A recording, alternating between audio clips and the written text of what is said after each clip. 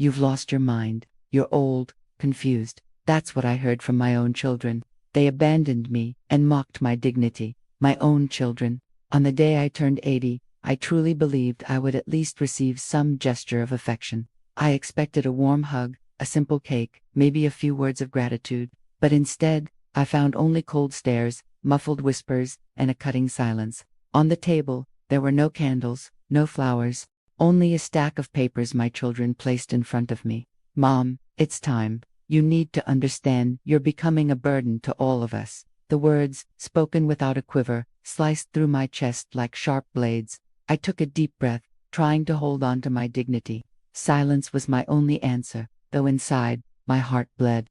One of my sons grabbed my suitcase, the one I had packed, believing I was going to spend a few days at my daughter's house. But it wasn't a visit. It was a farewell. Outside, the car was already waiting. The open back door looked like the jaws of a wolf, ready to swallow me whole. Before stepping in, I looked one last time at the living room I had built with so much effort. Every corner carried memories of sleepless nights, of silent sacrifices I had made for them. And now, ironically, I was treated as nothing more than a disposable burden. With slow but steady steps, I walked to the car. I didn't cry. I didn't scream. I only let slip one silent thought. The door slammed shut, and the car drove off, carrying with it not just an old woman, but also a story they never could have imagined. Have you ever felt invisible within your own family, as if all your effort and sacrifice never had any value? If this story speaks to you, stay with me until the end and make sure to subscribe to the channel so you won't miss the next ones. As the car moved down the road, I closed my eyes and let my memories carry me back. It was impossible not to remember everything I had lived through. How many times, still young, did I stay up all night sewing clothes just to make sure my children went to school wearing something decent? How many times did I go without new shoes so they could have books in their hands? When my husband fell ill, it was me who carried the weight of the household. I worked during the day, cared for him at night, and still found the strength to cradle each of my children in my arms, as if exhaustion didn't crush me from the inside. And when I became a widow, it felt as if the ground had vanished beneath my feet. Even so, I didn't allow myself to fall. I didn't have that right. They needed me. I took jobs no one else wanted. I washed neighbors' laundry, sold snacks at the market, did everything so that none of them would go hungry. And for many years, I believed that all those sacrifices would be remembered with love and gratitude. But life taught me, in the harshest way, that the seeds we plant in others' hearts don't always bloom the way we hope. Today, as I watch my children treat me like a burden, I realize the marks I carry aren't only from battles I've won. They're also from wounds left open by ingratitude. I drew a deep breath in the back seat of the car. The memories were painful, but they also gave me strength. I knew my story would not end like this, silenced on the side of the road. And in that silence, a flame began to burn inside me. They thought they were discarding me, but little did they know they were only pushing me onto the stage of the greatest revelation of their lives. When I was left alone in that big house after my husband passed, I believed my children would fill the empty space, that they would visit me, keep me company. But little by little, each room grew quieter, and each Sunday became emptier. In the beginning, I would prepare big lunches, hoping they would come. I roasted meats, set the table carefully, even laid out each one's favorite plate. But at the last minute, the phone would ring. "Can't make it, Mom. Something came up." And there I was, sitting alone at a fully set table, eating slowly to fool the emptiness that consumed me. The house that had once been filled with laughter turned into an echo. I would walk through the hallways and seem to hear only my own footsteps. Sometimes I would speak out loud, just so I wouldn't forget the sound of my own voice. The nights were even worse. Lying in bed, I could hear the clock in the living room, ticking tick-tock, tick-tock, as if mocking my loneliness. It was in that silence the tears came, unseen by anyone. Not because I lacked strength, but because of the pain of being invisible to those to whom I had given my whole life. I remember one time when one of my sons rushed into the house just to grab a document. He glanced at me and said, "Mom, you're always here, just sitting. Looks like you don't do anything." He had no idea I had already done everything. And now all that remained was simply to exist in the space they no longer saw. It was during that time that I created a habit, keeping little notes, phrases I wrote to myself. Things like, I hid those papers in a small wooden box at the back of my closet. It was my silent way of resisting. In that moment, sitting in the back seat of the car taking me to the nursing home, I could almost feel that little box against my chest, as if it were the reminder that no matter how invisible they tried to make me, I still carried within me a truth powerful enough to change everything. Even before that cruel day when they took me to the nursing home, I had already been collecting small wounds. They weren't slaps or shouts, they were words thrown into the air, sidelong glances, gestures that diminished me without them realizing, or perhaps realizing all too well. There were afternoons when I would sit in the living room to talk, but while I spoke, they scrolled through their phones, laughing at messages, as if my voice were nothing more than background noise. Other times, I would hear muffled giggles from my own grandchildren, repeating phrases they had learned from their parents. Grandma forgets things, Grandma just complains, Grandma gets in the way, and I stayed silent. I swallowed each word as if it were a stone scraping my throat. I remember a family lunch. Everyone was at the table, and I offered to serve. One of my daughters-in-law quickly replied, "Leave it, Mrs. Amelia, you've done enough. Now you just get in the way." Everyone laughed, and I smiled on the outside, but inside I felt a knife twist. It wasn't the first time. It was as if each small humiliation were a drop of poison slowly dripping inside me. I wanted to believe I was exaggerating, that they still loved me. But over time, I realized I had become invisible. It didn't matter what I said, what I did, or how much of myself I had given. To them, I was nothing but an inconvenient burden, a shadow in the corner of the room. That day on my birthday, when I saw those papers on the table, I understood that all those silent humiliations were only the prelude to what was coming. And there, in the back seat of the car, I realized they weren't just taking me to a nursing home, they were tearing me away from a life I had helped build. But inside me, something was beginning to awaken. I would not be just the invisible old woman they thought I was. My story still held a surprise waiting to surface at the right time. For years, I learned to swallow my pride. At every harsh word, every look of disdain, every laugh at my expense, I kept silent. I told myself, but inside, oh inside, indignation grew like a river silently overflowing. I remember a family meeting, shortly before they decided my fate. They were sitting in the living room, speaking about me as if I weren't even there. "She can't take care of herself anymore. She's getting senile, disrupting our routine. We need to take care of this before it's too late." I sat quietly in the corner, listening to every word, and no one even looked at me. It was as if I were invisible, an old piece of furniture no longer useful but still taking up space. On the outside, I stayed still. I held the same posture as always, hands resting on my lap, eyes lowered, but inside, something burned, a mix of pain and anger I could no longer pretend didn't exist. That night, before going to bed, I faced my reflection in the mirror. The wrinkles told my story. Every line on my face was a reminder of how much I had fought, how much I had given, and at the same time, they were marks of the ingratitude now suffocating me. I thought, it was in that moment I made myself a promise. I would not explode in shouts or tears in front of them. My response would not be scandal, but dignity. I would wait. And at the right moment, I would reveal the truth I had been keeping with me for so many years. As they drove me away in the car, that memory returned like a silent vow. Yes, indignation hurt me, but at the same time, it gave me the strength to remain standing. The car stopped in front of a tall iron gate, painted white. On the sign, the name of the institution was written. My children got out quickly, like people eager to rid themselves of a burden as soon as possible. I stepped out slowly. The cold morning wind brushed against my face, but it wasn't that which made me shiver. It was the feeling of déjà vu. That facade, those wide windows, that garden at the entrance, I knew them very well. I walked a few steps, leaning on my cane, pretending to be nothing more than a resigned old woman, but inside me, a discreet smile began to form. They had no idea where they had brought me. As I crossed the gate, I noticed some of the staff looking at me with respect. It wasn't the usual look directed at any elderly woman. It was a look of recognition. One of them whispered to another, "It's her, the founder." My children didn't notice, busy signing papers and discussing fees. To them, I was just another resident. But to those hallways, to those people, I was so much more. I looked around and felt my heart beat stronger.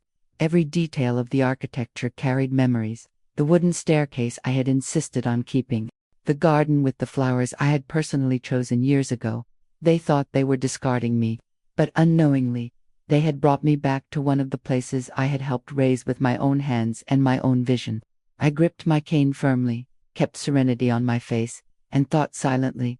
As soon as I stepped into the lobby, I noticed how the looks around me changed. They weren't looks of pity, nor of indifference. They were looks of respect. A nurse approached, extended her hand to help me, and murmured, almost without thinking, "Welcome back, Mrs. Amelia. It's an honor to have you here." I smiled faintly but caught, from the corner of my eye, the confusion on my children's faces. They didn't understand a thing. They were so eager to get rid of me that they didn't notice the difference in how I was being treated. Another staff member hurried past, glanced at me, then stopped for a second. "It's really her, the founder," he whispered. My heart raced, but I kept my expression calm, as if I hadn't heard. The boys signed the papers, grumbling about the cost of the monthly fee. I just watched, serene. It was almost ironic. They thought they were being clever, believing they were putting me away in some distant place, when, in truth, they had just handed me back to my own home. At that moment, I felt something I hadn't felt in a long time. Power. And it wasn't an arrogant power. It was the quiet strength of someone who carries the truth within herself. Before going up to the room they had prepared for me, I paused in the hallway and stroked the wooden wall. I remembered when I had chosen that material years ago, alongside my business partner. Every detail there bore my mark. I closed my eyes for a moment and thought. I was led to the reception area, where a tall man in a simple but elegant suit awaited me. His look wasn't that of just any employee. It was the look of someone who knew the story behind those walls. He smiled, bowed slightly, and spoke in a firm voice. "Welcome, Mrs. Amelia. It's an honor to welcome you to your own home." My children glanced at each other, confused. One of them laughed nervously. "You must be mistaken, sir. She's just a guest." The director, unfazed, replied calmly, "Oh, forgive me. Of course, just a guest." But the light in his eyes said something else entirely. I said nothing. I simply adjusted my grip on the cane and kept a faint smile on my face. Inside, my heart burned with satisfaction. The game was beginning to turn, and they had no idea. As we walked down the hallway, I noticed discreet looks from the staff. Some nodded respectfully, others whispered among themselves. I pretended not to notice, but each gesture reinforced the truth. Here, I wasn't an abandoned old woman. I was the invisible owner of it all. In the room, as the door closed behind me, I took a deep breath. For the first time in a long while, I felt I wasn't being discarded. I was being repositioned on the board of my own life. I sat down in the armchair, looked out the window, and thought. As the night wore on, I closed my eyes and let my memories carry me back in time. They thought I had nothing, but only I knew the story hidden behind every brick of that place. It all began after I became a widow. The pain was immense, but even greater was the responsibility for children to raise, a home to maintain, and an entire world telling me I wouldn't make it on my own. I worked as a cook, a seamstress, a laundress. Every coin that came in, I saved a part of it, no matter how small, and little by little, I managed to gather enough to take the first step. It was at the market that I met Ernesto, a serious man with a firm word. He was an accountant, and he saw in me a strength I myself still doubted I had. He was the one who looked me in the eye and said, "Mrs. Amelia, you weren't born just to survive. You can build something greater." And I believed him. With his help, I invested in a small property where we began to receive elderly people who, like me, had been cast aside by their own families. It was simple. 2 bedrooms, a living room, homemade meals, but there was dignity. And there, the seed was planted for what would one day become an entire network. Year after year, we expanded. I cared for the people. He cared for the accounts. And to protect me, he suggested that all the records be kept in his name. I agreed, not out of naivety, but out of strategy. I knew that if my children ever found out, they would try to strip everything from me. And so, in silence, I built homes in different neighborhoods, always with the same essence, to offer care, respect, and love where once there had been abandonment. Now, sitting in that room, I could feel the weight of my own story pulsing within me. They believed I was just a fragile old woman. But every wall of that nursing home was a testimony that I had, in truth, been been a builder of futures. I smiled to myself. Their time of humiliating me was coming to an end. Soon, very soon, the first cracks would appear in the mask they wore. 2 days after my arrival, I heard hurried footsteps in the hallway. They weren't heavy like my children's, weighed down with haste and impatience. They were light, almost skipping. When the door opened, I saw that glowing little face, my youngest grandson. His eyes sparkled, and before I could say anything, he ran to me and hugged me tightly. "Grandma, I missed you so much." My heart, so battered by the wounds of the past days, found in that moment an unexpected balm. While everyone else saw me as a burden, that boy still saw me as a safe harbor. We sat together in the armchair. He spoke non-stop, telling me stories about school, about games with friends, about a drawing he had learned to make, and for a moment, I allowed myself to simply listen, as if his words were music. In his innocence, there was no judgment, no calculation, no ambition. There was only love. And that reminded me of something I thought I had lost: hope. I held his small hands and thought, when he said goodbye, he promised to come back the following week. And I knew that, unlike the others, he would keep his promise. I closed my eyes after he left. I didn't cry from sadness, but from gratitude. I realized that, even in the darkness of ingratitude, there is always a spark of light capable of rekindling life. And in that instant, I was certain, if one day I had to choose someone to carry my legacy, I already knew who it would be. The next morning, I asked to be taken to the nursing home's garden. The sun was gentle, and the scent of the flowers I had chosen years before still hung in the air. I sat on a wooden bench and watched the staff coming and going. Soon, the director approached. He sat beside me with respect, like someone who recognizes a secret, and murmured softly, "Shall I reveal the truth, Mrs. Amelia?" I looked at him calmly, held his hand for a moment, and replied in a low, steady voice, "Not yet. I want everyone to think I'm just an abandoned old woman. For now, silence is my best weapon." He nodded, understanding. He knew I was preparing something. Meanwhile, my children continued acting as if they had already won. They came to the nursing home from time to time, only to handle paperwork, always impatient, always in a hurry. They asked questions about costs, about what would be more convenient, and little did they know that every step they took was being watched by me and also noted in the attentive eyes of the staff who respected me. It was curious. With every gesture, their masks slipped a little more. In the eyes of the world, they were no longer devoted children. They were impatient heirs, eager to erase their own mother from the story. Back in my room, I stood before the mirror. I saw the marks of time on my face, but I also saw something that had been missing for a long time: determination. I whispered to myself, like a vow, "They think they buried me alive, but it's here they've begun to unearth the truth." It didn't take long for their true faces to start showing. Their visits were short, cold, almost bureaucratic. They would walk into the room without knocking, drop some random bag on the chair and say, "We brought you some things. Don't complain." I opened the bag and found expired cookies, used clothes, even a coat that smelled of mildew. That was what care meant to them. There was no affection, no consideration, only the desire to perform a role in front of others. One afternoon, I heard one of my daughters-in-law whispering in the hallway, "It's impressive how she still hangs on. Maybe she won't last that long here." Her laugh echoed like poison in my ears. Another time, one of my sons rushed in and, seeing me sitting in the armchair, remarked, "You're always just sitting there. I don't know how you stand this useless life." I smiled. I didn't reply. But inside me, indignation was transforming into something greater. It was no longer just pain. It was strength. I noticed the staff observing everything. I saw looks of disapproval, discreet whispers among them. And, in a way, that comforted me.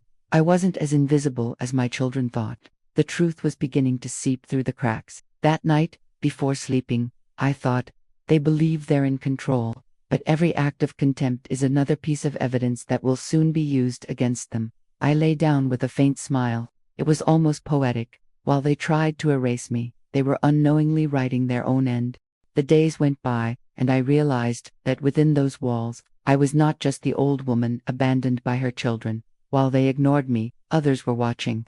The women who shared the dining hall with me soon came closer.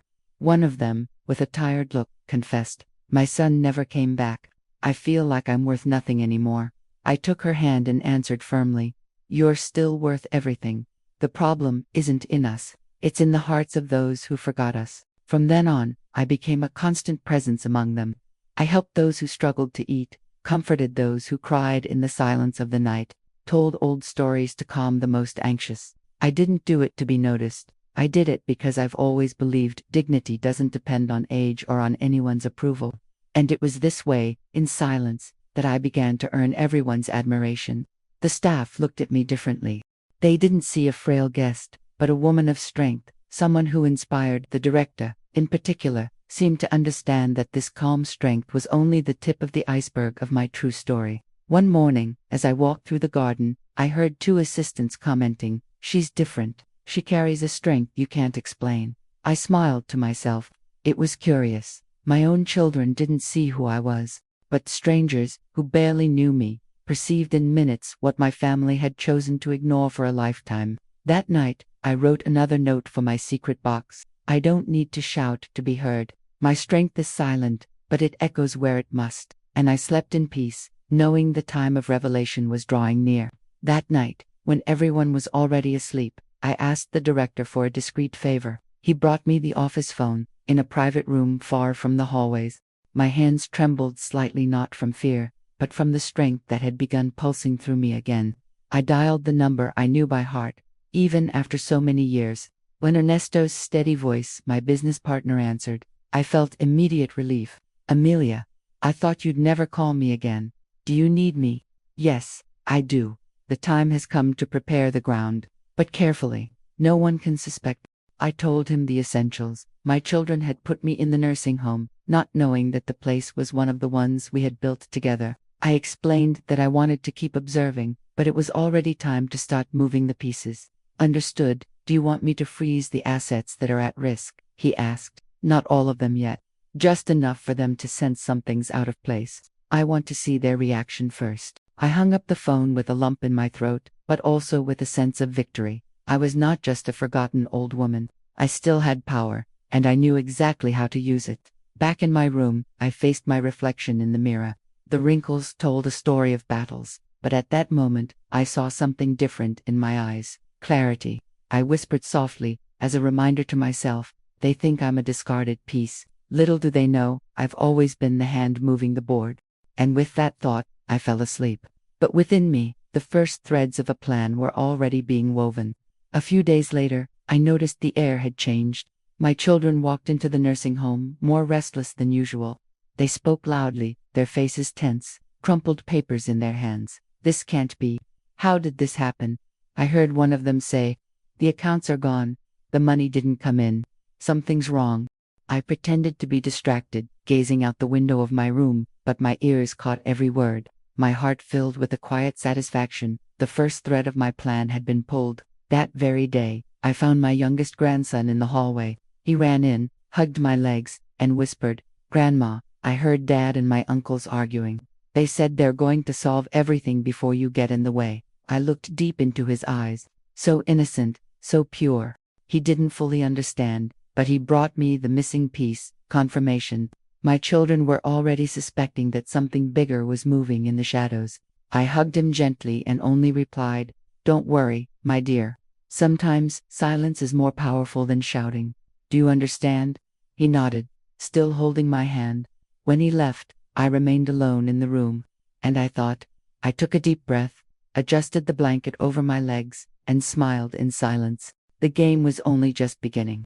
The next afternoon, I asked my grandson to stay with me a little longer. He loved listening to my stories, and I knew I could trust the purity that shone in his eyes.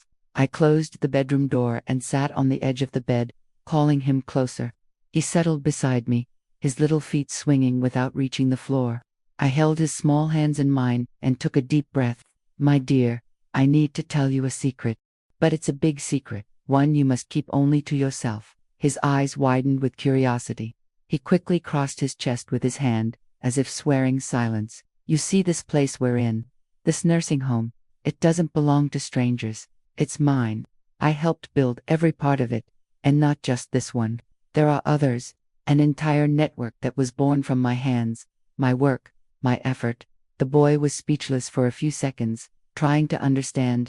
Then he broke into an astonished smile. Grandma, so you're the owner of all this? I nodded slowly. Yes, but no one knows. Your uncles and your father think I'm just an old woman with nothing.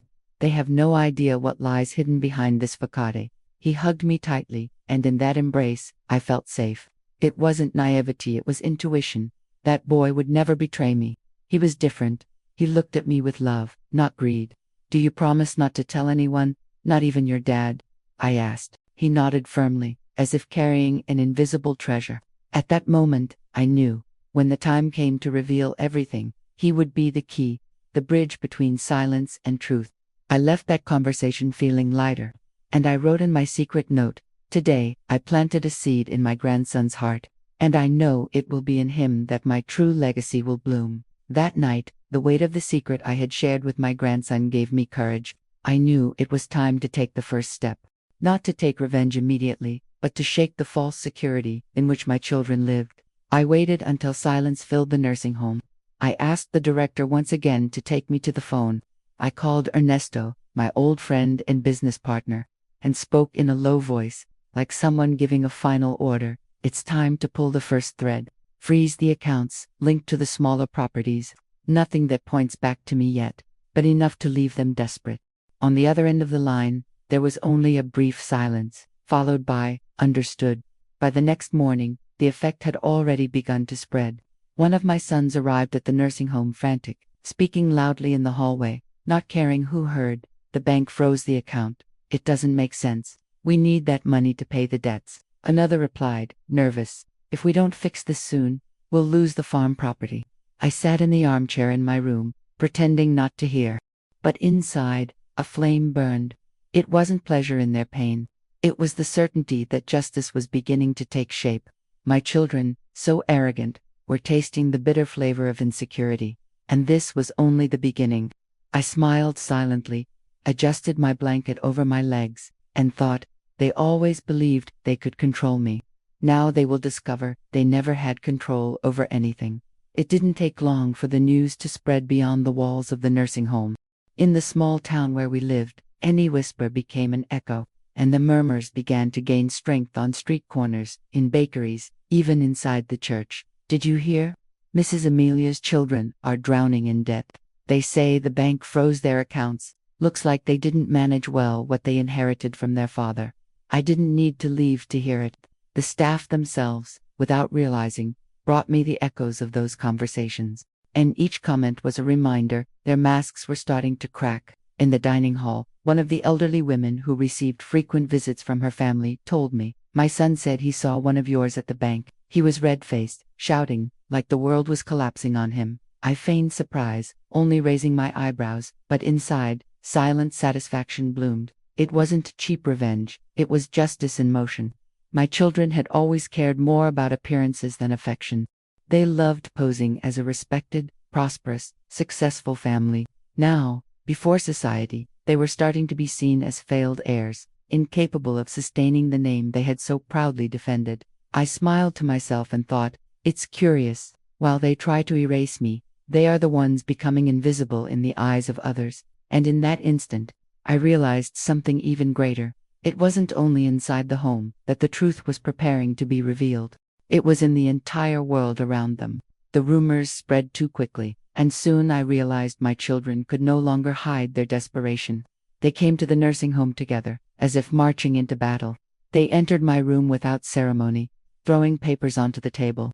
"Mom, we need you to sign some documents. It's nothing complicated, just to make it easier to manage what's left." I looked at them calmly, took a deep breath, and said only, "I won't sign anything without reading it carefully." The silence that followed was heavy. They exchanged uneasy glances. One of them forced a smile. "You're already tired. You don't need to worry about this." But I kept my eyes fixed, firm, and repeated, "I won't sign anything without understanding. I've lived too long to fall for paper tricks." They left irritated, muttering words I chose not to answer. But they didn't leave the building. Minutes later, I heard them in the director's office, trying to pressure him. "We want to know why our accounts were frozen. You're hiding something." The director, as upright as ever, replied calmly, "Gentlemen, my job is only to manage this home. Banking matters don't go through me." They shouted, gestured wildly, but couldn't extract anything, and the more they insisted, the more they exposed their own greed in front of the staff watching the scene. From my room, I smiled silently. It was almost poetic. With every step they took, they buried their own reputation a little deeper. I whispered to myself, as if writing truth into the air, their arrogance will be their own downfall. All I need to do is wait and watch. A few days later, they returned. They came into my room with that same impatient rush, as if my presence were merely an annoyance to be dealt with. One of them, with a mocking smile, dropped a bag on the table. "Here, Mom, some little things for you. No need to thank us. Now you live on charity, right?" The laughter that followed stabbed my chest like daggers. My own children, the ones I had sacrificed sleepless nights for, were now reducing me to a beggar. I gripped my cane, lifted my eyes, and instead of crying or arguing, let out only a small smile. They looked at one another, puzzled. "Why are you smiling, Mom?" one of them asked, annoyed. I tipped my head and replied calmly, "Because you have no idea who I really am." Silence fell in the room like a heavy stone. They exchanged confused, even nervous glances, then laughed again, trying to hide their discomfort. They left as they had come, noisy, arrogant, blinded by their own pride. I stayed alone, staring at the bag left on the table, and thought. I smiled again, this time alone. And I wrote another note from my little box. That rainy afternoon, I heard a soft knock at the door. Before I could answer, it opened, and there he was, my youngest grandson, with a smile that could brighten any darkness. He ran to me and hugged me, without fear, without shame, as if the outside world didn't exist. I sat down in the armchair and settled him on my lap, just as I used to when he was even smaller. His innocence was the remedy that healed all the wounds left open by the adults. "Grandma, I wish I could stay longer with you. Can I help with something?" he asked, with those wide, sincere eyes. I looked at him and decided it was time to test his loyalty. I took a small envelope with a simple letter inside and placed it in his hands. "I need you to do me a favor. Take this envelope to Mr. Ernesto at his office. Don't say anything to anyone, not even to your father. It's our secret." His eyes widened, but he didn't hesitate. "I promise, Grandma, no one will know." The next day, the director confirmed to me, the boy had fulfilled the task without failing. Not a word slipped, not a trace of suspicion. He had kept my secret like a true guardian. That night, as I wrote another note from my little box, the tears finally came, but they were tears of hope. I smiled in peace. Now I was certain. When the time came, the future would rest in pure hands, not in the claws of greed. It didn't take long for the first consequences to appear. That week, I heard shouting coming from the director's office. I got up slowly, walked to the hallway, and even without revealing myself, I could hear every word. "We lost the farm property. The bank took it. This is absurd," one of my sons roared. "And whose fault is that? You never knew how to manage anything." Another snapped back. "Don't throw the blame on me. You spent more than you had." The sound of hands slamming on the table echoed through the corridors. There were staff nearby, and everyone heard the same shameful scene. Brothers accusing each other like starving hyenas fighting over a scrap of meat. I smiled to myself, hidden behind the door, not out of malice, but out of justice. Life was only giving back what they had planted for years. Suddenly, a heavy silence filled the room. Then I heard a sentence that made my heart race. "Someone is sabotaging us." This isn't a coincidence. They were beginning to suspect. The ambition that had blinded them was now mixing with fear. And fear, I knew, is capable of corroding even the strongest alliances. I returned to my room in silence, sat down in the armchair, and took a deep breath. Inside, I thought, after hearing those words, "Someone is sabotaging us," I knew the moment was near. They already felt the ground opening beneath their feet, and each day their masks slipped a little more. I called the director to my room. He entered in silence, always respectful, and sat down before me. I looked firmly into his eyes and spoke with the serenity of someone who had already made her decision. "It's time. I want you to arrange a meeting with all my children and grandchildren. Here, in the main hall. I need everyone to be present." His eyes widened, but he didn't ask questions. He only nodded, as one who understands the weight of a request that will change destinies. Then I wrote a letter by hand, addressed to Ernesto. In it, I gave the final instructions, which documents needed to be brought, which proofs had to be laid on the table at the right moment. I signed slowly, firmly, as if engraving in history the final page of a long struggle. In the following days, I kept the same calm routine, showing no sign of what was to come. I spent more time with my grandson, told him old stories, held his small hands, and sensed that he could feel something approaching. At one point, he looked at me seriously and asked, "Grandma, something's going to happen, isn't it?" I stroked his hair and answered with a serene smile, "Yes, my dear. And when it happens, you'll understand who I really am." That night, I wrote my last note before the great revelation. I lay down peacefully, with a steady heart. I knew that soon I would no longer be the invisible grandmother. I would be the woman who built it all and who, at last, would show the world her true face. The appointed day arrived. The main hall of the nursing home had been prepared like never before. Tables arranged, chairs aligned, curtains opened so that the morning light poured in fully, without shadows. It was as if the place itself knew it was about to witness a reckoning. I sat at the front, my cane resting by my side, my posture straight, my gaze firm. Around me, the staff who respected me, tended to every detail in silence. They knew this was not just a family meeting. It was a trial. One by one, my children arrived. Their faces carried the impatience of those who believed themselves masters of time, as if they were there out of obligation. Some even sighed, checking their watches, eager to get this over with.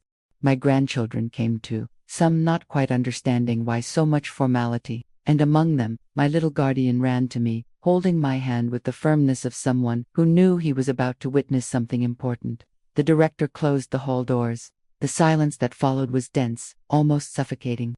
I took a deep breath, rose slowly with the help of my cane, and looked each of my children in the eyes. I felt indignation rising within me, but I did not let it turn to anger. My voice came out calm, clear, slicing through the air like a sharp blade. "You believed this place would be my end. But, today, before you all, you'll see that it is, in fact, my new beginning." Some laughed mockingly, others frowned, confused. But no one expected what was about to happen. I knew. The curtain of their charade was about to fall. The hall was silent. The only sound was the ticking of the clock on the wall. My children crossed their arms, impatient, expecting some sort of bitter old woman's sermon. But what they received was far more. I raised my hand and signaled to the director. He brought a heavy leather folder and placed it on the table before me. I slowly ran my hand across the cover, feeling the chill of the material, as if caressing a secret kept for decades. I opened the folder. I pulled out the first documents and laid them out for all to see. Property records, contracts, founding charters. The same network of nursing homes they thought belonged to strangers bore my signature on every detail. I lifted my eyes, looked at each of them, and spoke firmly. "You brought me here believing I would be a burden. But what you didn't know is that every brick, every wall, every flower planted in this garden was born from me. This home and many others exist because I fought in silence, while you believed I did nothing." Their faces changed color. Some went pale, others flushed with anger or shame. One of my sons leaned forward, trying to protest. "This is a lie. If it were true, why didn't you ever say anything?" I smiled faintly, without losing my serenity. "Because I never needed to prove anything to you. I knew who I was. And now, the time has come for you to know as well."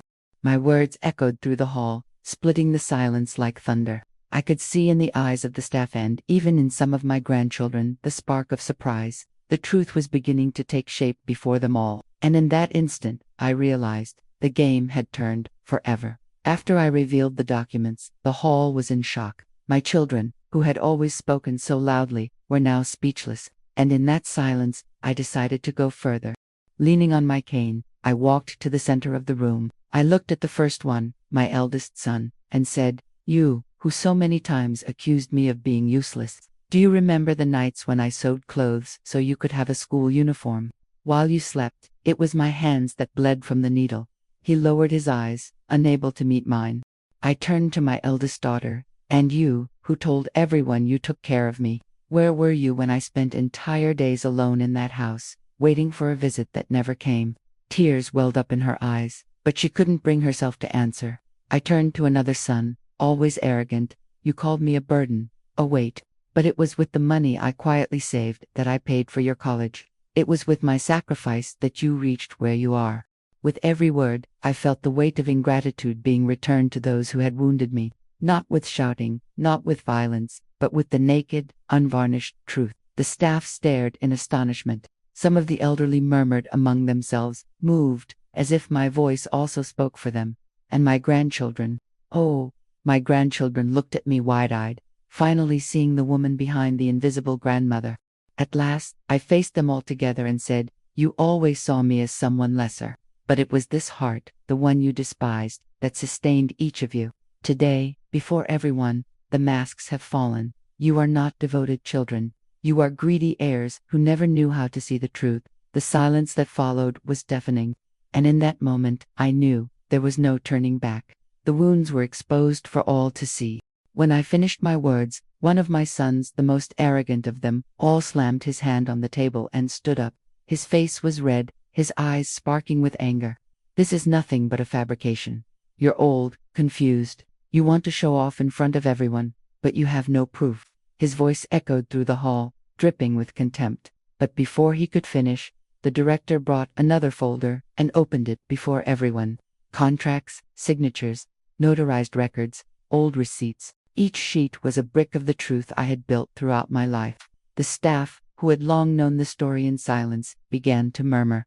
Some nodded in confirmation. Others spoke softly. "It's true.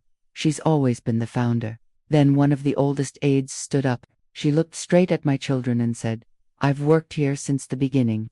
It was Mrs. Amelia who envisioned everything. I saw it with my own eyes." The blow was decisive. My children were left without ground to stand on. The humiliation was no longer just my memory. It was public, witnessed by everyone.